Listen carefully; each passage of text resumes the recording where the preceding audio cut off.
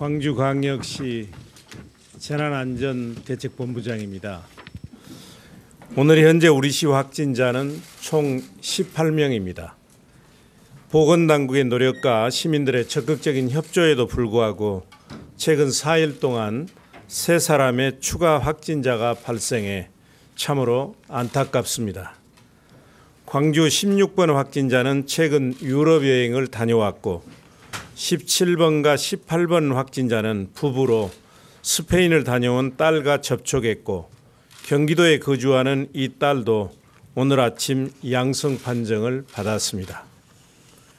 우리 확진자 18명 중 9명은 신천지 대구교회 예배 관련 집단 감염자이고 8명은 해외여행을 다녀온 당사자이거나 밀접 접촉자입니다. 지역사회 감염 확산을 차단하기 위해서는 집단 모임과 해외여행의 자제가 얼마나 중요한지 여실히 보여주고 있습니다. 이런 점에서 다시 한번 시민들께 간곡히 요청드립니다. 첫째, 세계보건기구가 감염병 세계적 대유행, 즉 팬데믹을 선언할 정도로 엄중한 상황인 만큼 감염 위험이 높은 지역에 대한 해외여행을 최대한 자제해 주십시오. 우리 정부는 내일 0시부터 모든 입국자에 대해 특별 입국 절차를 적용하기로 했습니다. 건강상태 질문서와 특별 검역 신고서를 의무적으로 작성하고 입국 시 발열 여부 등을 확인한 후 국내 체류지 주소와 수신 가능한 연락처가 확인되어야 입국이 가능합니다. 우리 시는 보다 능동적이고 선제적인 대응의 일환으로 중앙재난안전대책본부 등을 통해 해외 입국자 중 우리 시 거주자와 체류자 명단 일체를 확보해 입국 후 2주간 하루에 2번씩 증상 여부를 확인하는 1:1 능동 모니터링을 실시하고 자가 격리를 강력하게 공고하겠습니다. 그러나 방역당국의 노력만으로는 한계가 있습니다. 당분간은 해외여행을 자제해 주시고 부득이한 사정으로 해외를 다녀오신 분들은 입국 후 최소 2주간은 외출을 자제하고 가족 간 접촉을 최소화하는 등 철저한 자기관리를 통해 지역사회 감염 확산 방지에 적극 협조해 주시기를 부탁드립니다. 둘째, 사회적 거리 두기를 실천해 주시고 특히 밀폐된 공간에서 많은 사람이 모이는 장소 방문과 행사 참석을 삼가해 주기 바랍니다. 종교시설, PC방, 노래방, 콜센터, 학원, 실내 게임장 및 운동시설 등이 현실적으로 중요 감염원이 되고 있습니다. 관계자분들께서는 어려움이 많더라도 시민 안전을 위해 코로나19 사태가 진정될 때까지 모임과 행사 취소, 시설 운영 자제를 부탁드립니다. 시민들께서도 대중 집합장소 이용을 피해 주시고 항상 마스크 착용하기와 흐르는 물에 꼼꼼하게 손 씻기 등 예방수칙을 철저하게 지켜주십시오. 셋째, 교육부가 어제 전국 유치원과 초중고 개학을 4월 6일로 연기함에 따라 우리시 어린이집 휴원 기간도 2주간 추가 연장됩니다.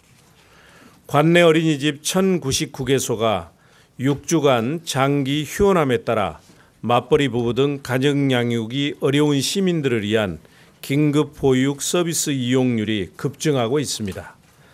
3월 16일 기준 이용률이 전체 정원의 43.5%로 사실상 절반 가까이 등원을 하고 있는 실정이라 이에 따른 보육시설의 철저한 방역 대책이 시급한 상황입니다. 우리 시는 마스크와 손세정제 구입비 2억 원, 소독용품 구입비로 1억 원을 지원해 어린이집마다 매일 자체 소독을 실시하는 등 방역을 강화하도록 했습니다. 가정 양육을 희망하시는 분들은 돌봄 전문가 파견 서비스를 이용하시기 바랍니다.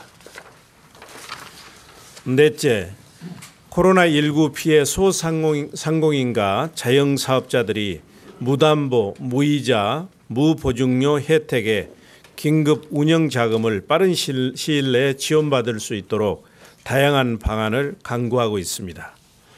지난 15일 대책 발표 후에 16일과 17일 이틀 동안 특례 보증 신청자는 총 2,200여 명으로 종전 일평균 300여 명 수준에서 4배가량 폭증하고 있습니다. 그동안에는 강주 신용보증재단에서 접수 및 상담, 심사, 보증서 발급까지 모든 절차를 진행했으나 15일 정책 발표 이후에는 신속한 업무 처리를 위해서 업무이탁은행에서 전담 창구를 개설해 접수 상담 현장 실사를 진행하고 신용보증재단에서는 심사와 보증서 발급 업무를 전담하도록 하였습니다. 따라서 경영자금이 필요하신 분들은 위탁은행으로 바로 가셔서 안내를 받으시면 되겠습니다. 위탁은행과의 업무 분담으로 지난 한 달 동안 평균 심사 처리 건수가 약 70건이었던 반면 최근 2일간 심사 처리 건수는 230여 건으로 업무 속도가 빨라지고 있습니다. 오는 20일부터는 위탁은행이 기업, 농협, 국민, 우리은행까지 확대될 예정이고 강주 신용보증재단에서 5개 지점에 상담 안내를 전담할 은행 직원 13명을 파견해서 재단 방문 고객에 대한 편의를 제공하는 등 더욱 절차를 간소화하고 추가 인력 충원을 통해 업무 처리의 속도를 내겠습니다. 아울러 코로나19로 인한 시민들의 고통을 덜어드리기에 공공요금 인상 연기를 포함해서 긴급 생계자금 지원 등 다양한 지원 방안도 조속히 마련해서 발표하겠습니다. 한편 달빛동맹 병상연대가 두 번째 값진 결실을 맺었습니다.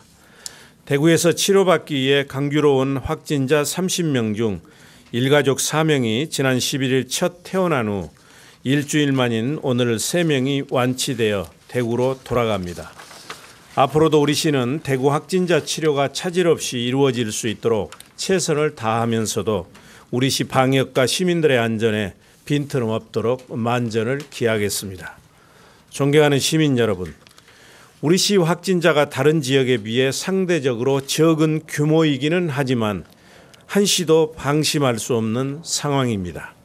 강주시와 보건당국 그리고 시민 모두가 혼연일체가 돼서 물샐 틈 없는 탄탄한 방역망을 구축해야만 지역사회의 감염 확산을 막을 수 있습니다. 다시 한번 강조하지만 세계 전역에서 확진자가 하루가 다르게 폭증하고 있고 국내적으로도 확진자 수가 8,000명을 넘어서고 있는 상황에서 역학조사를 통해 감염원별로 확진자와 접촉자들을 찾아내는 방식으로는 지역 내 확산을 막는 데 많은 한계가 있습니다. 시민 한 분 한 분이 방역의 주체로서 해외여행을 자제해 주시고 집단 감염이 발생하지 않도록 사회적 거리두기와 예방수칙을 철저하게 지켜주시는 것이 최고의 방역입니다. 지금 우리는 인류 최대의 재난에 직면해 있습니다. 그러나 우리 강주 시민들에게는 절체절명의 위기를 극복해냈던 경험과 지혜가 있습니다. 지금 그 공동체의 힘이 절실히 필요합니다. 시민 한 분 한 분이 빈틈없는 방역의 주체가 되어주십시오. 감사합니다. 이어서 우리 부시장께서 국장이 하시는가? 국장께서 18번째 환자의 동선 등에 대해서 상세하게 설명드리도록 하겠습니다. 다소 일이 많다 보니까 동선 그리고 경로 이런 걸 빨리빨리 이렇게 알려드리지 못해서 죄송하다는 말씀 드리고요. 앞으로는 더욱 빠르게 확인해서 알려드리도록 그렇게 노력을 하겠습니다. 감사합니다.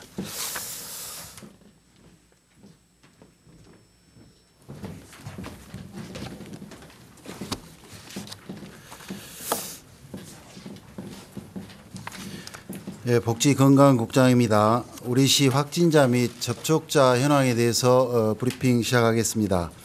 3월 18일 10시 기준 우리 시 확진자는 총 18명입니다. 접촉자는 총 1,137명으로 격리 대상자는 102명, 해제자는 천공 35명입니다. 확진자 11명은 병원 격리 중이며 퇴원 7명 중 1명은 자가 격리 중이며 6명은 격리 해제하였습니다. 다음 18번 확진자 관련 사항입니다. 광주 18번 확진자 발생 경위는 북구에 거주하는 55년생 남성으로 광주 17번 확진자의 남편입니다. 17번 양성 판정 후 3월 17일 11시 40분경 자차로 북구 보건소 선별진료소를 방문해서 검사를 해서 18시경 양성 판정을 받았습니다. 지금 현재 18번 확진자는 무증상입니다. 18번 확진자 관련 조치사항으로는 우리 시에서는 18번 확진자를 빛고을 전남대 병원으로 긴급 후송했습니다.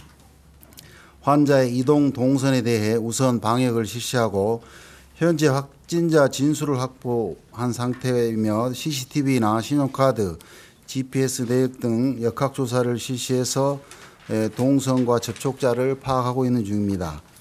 현재까지 파악된 동선은 무증상자로 검체 채취일 1일 전, 그러니까 3월 16일부터 격리 전일까지로 합니다.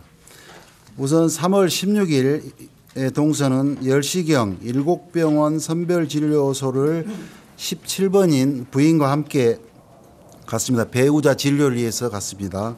11시경 북구 보건소 선별진료소를 또 방문했고요. 3월 17일 11시 40분경 자차로 북구 보건소 선별진료소를 방문해서 검체를 해서 18시경 양성 판정을 받았습니다. 저희들이 지금 그 역학조사팀과 우리 시 관제센터 요원들이 지금 어제부터 밤샘을 해서 지금 CCTV를 확인하고 있는데요. 그 내역이 나오는 대로 저희들이 바로 브리핑할 수 있도록 준비하겠습니다. 끝으로 신천지 교인 중 고위험군 직종 종사자 검사 진행 상황입니다. 3월 13일 통보받은 신천지 교인 중 유치원 어린이집 종사자 의료인, 복지시설 종사자 등 566명에 대해서 383명을 검사해서 모두 음성이 나왔습니다. 12명은 현재 검사가 진행 중이고 종사자가 아니라고 부인하거나 이런 분 165명에 대해서 5명과 타시도 6명이 또 명단이 포함되어 있었습니다. 이런 것은 저희들이 중수본에 다시 재요청을 해서 재확인 과정에 있습니다. 이상 브리핑을 마치겠습니다. 지금부터 질문을 받겠습니다. 손을 드셔서 마이크를 받으신 후에 소속과 성명 그리고 간략하게 질문해 주시기 바랍니다. 김재현 기자님. 예, KBC 김재현입니다. 지금 17번 확진자 같은 경우에 증상 발현이 지금 검사 받기 전에 6일 전에 증상 발현됐다고 이야기하고 있는데 6일 동안 아파서 집에만 있었다. 그래서 동선을 본인 진술로 확인한 동선이 없는 걸로 알고 있습니다. 네. 지금 그 확인하는 절차를 다시 한번 좀 설명을 해주시고요. 그다음에 이분이 직업이 있으신 분인지 아닌지, 그리고 남편분을 통해서도 이분 동선 확인된 부분이 없는지 그 부분을 좀 자세히 설명해 주십시오. 예, 17번 동선은 어제 이제 저희들이 브리핑한 이후로 지금 본인 진술에 의하면 건강 상태가 좋지 않았기 때문에 계속 자택에만 머물렀다라고 이제 합니다. 그래서 어제 바로 저희들이 우리 역학조사팀 북구 그다음에 관제센터 요원들이 가서 지금 오늘 아침 8시까지 지금 계속 지금 파악을 했습니다. 그런데 이제 크게 그 진술의 어긋남은 아직은 없는 걸로 보입니다. 그래서 저희들이 지금 우리 자문단으로 일하고 있는 교수님까지 오늘 오후에 보강을 해서 그런 부분들을 다시 정리를 하고 있고요. 마찬가지로 부부가 계속 같이 있었기 때문에 아마 남편 18번 동선을 또 파악하면 같이 좀 더 우리가 동선이 확보되리라고 판단하고 있고요. 이분들은 자영업을 하고 계신 분들입니다. 예, 다음 질문 받겠습니다. 예, 최정 기자님. 두 가지 질문 드리겠습니다. 내일부터 특별 입국 절차가 진행이 되는데요. 사실은 저희 광주 최근 확진자들 같은 경우에 이미 사실은 귀국을 했던 사정, 그다음에 또 이미 귀국을 했던 자녀와의 접촉으로 인한 확진. 사실 그래서 이 특별 입국 절차 전에 입국한 저희 지역민들에 대한 어떤 별도의 어떤 뭐 시스템을 갖추겠다든 뭐 예를 들면 검사를 뭐 권유한다든지 뭐 강제적으로 할 수는 없겠습니다만은 그런 광주시에 일단 계획들이 있는 이미 이제 그런 환자들이 발생을 하고 있기 때문에 앞으로 계획 전에 있었던 그런 사정에 대해서 어떤 시의 대응 방안이 있는지 한 말씀 부탁드리고요. 그다음에 오늘 대구에서 또 사실 요양시설 집단 감염 사례가 나왔거든요. 근데 이 사례들이 사실은 물론 이제 대구의 특수성이 신천지라든지 뭐 기타 뭐 확진자가 엄청 늘면서 이 고위험 시설에 대한 전수조사 과정에서 이게 나왔단 말이죠. 저희는 이제 뭐 코호트 격리를 한 2곳 정도 하는 걸로 알고 있는데 이런 집단 고위험군 집단 시설에 대한 뭐 전수조사 계획이라든지 이런 부분이 광주시가 갖고 있는지 말씀 부탁드립니다. 네, 말씀드리겠습니다. 뭐 잘 아시는 바와 같이 특별 입국 절차 확대 적용은 지금 3월 19일 0시부터 이제 하는 걸로 되어 있습니다. 그래서 만약에 저희들도 이제 그 이후로 명단을 받게 된다면 뭐 특별 관리를 해서 뭐 검사가 필요한 경우 검사도 하겠습니다. 그러나 지금 현재까지 이전에 입국하신 분들에 대해서는 뭐 계획을 갖고는 있지 않습니다만은 이건 또 저희들한테 명단이 와 있지도 않고요. 또 뭐 개인정보 이런 것까지가 관련돼 있어서 그런 부분은 좀 더 저희들이 주의 깊게 한번 살펴보도록 하겠습니다. 그리고 두 번째로 말씀하신 대구 요양병원 집단 관련해서는 저희들이 가장 지금 그 심혈을 기울이고 촉각을 곤두세우고 있는 부분입니다.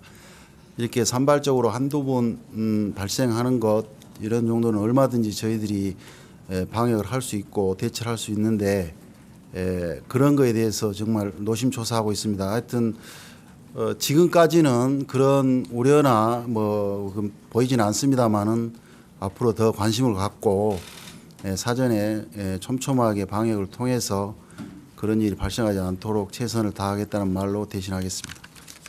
예, 다음 질문 받겠습니다. 강경남 기자님.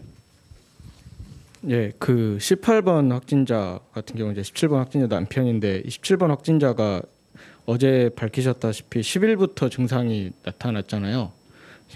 이전부터 증상이 나타났는데 그러면 이분 그 접촉자인 남편의 동선이 그때 그 기간에 대해서도 같이 좀 파악이 되는 건지 어떤 건지 좀 설명을 좀 부탁드릴게요. 예, 그 사항 또한 지금 저희들이 이제 역학 조사를 하고 있기 때문에 그 결과가 나오면 즉시 브리핑하도록 하겠습니다.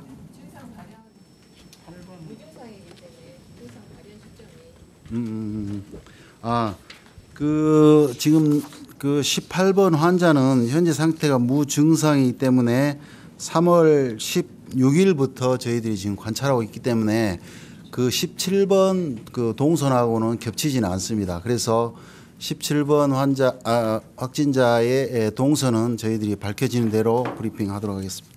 근데 그 증상이 나타나면 이미 안에는 증상이 나타나 있을 때 이미 접촉을 계속 했을 거고 그러면 그때 바이러스가 옮겨 상황에서 다른 사람을 만났을 수도 있잖아요. 하여튼 그런 부분도 저희들이 지금 심층 역학 조사를 하고 있기 때문에 좀 설명드리겠습니다. 전체적으로 질병관리본부에서 지금 원칙들을 정하고 있지 않습니까? 그래서 동선 부분 아까 시장께서도 저희가 왜 동선 부분을 정확하게 알리지 않아줬느냐 하는 것이 이제 시민들하고 함께 저희가 공감을 못 얻은 게 증상이 있는 환자는 그 전날부터 동선을 밝힌다. 왜냐하면 감염력과 관련이 되기 때문에요. 그래서 무증상자는 어느 시점인지 모르잖아요. 그래서 무증상자의 경우는 확진된 전날부터 밝힌다. 그래서 사실은 그 이전의 동선 부분에 대해서 계속 이제 많은 부분들이 걱정하고 많이 의심을 많이 하시잖아요. 근데 이 부분은 우리 언론이랑 우리가 항정해서 반드시 지켜줘야 될 원칙인 것 같습니다. 그래서 증상이 있는 사람은 그 전날부터, 무증상자는 그 확진이 된 전날부터 동선을 움직인다. 그래서 그 이전의 동선을 밝히지 않는 것은 더 큰 혼란을 막기 위한 방안이다. 그래서 이런 부분은 원칙으로 함께 공유를 해주시는 게 좀 좋을 것 같습니다. 예, 마지막으로 한 분만 더 질문 받도록 하겠습니다. 예, 질문 없으시면 이상으로 기자회견을 마무리하겠습니다. 감사합니다.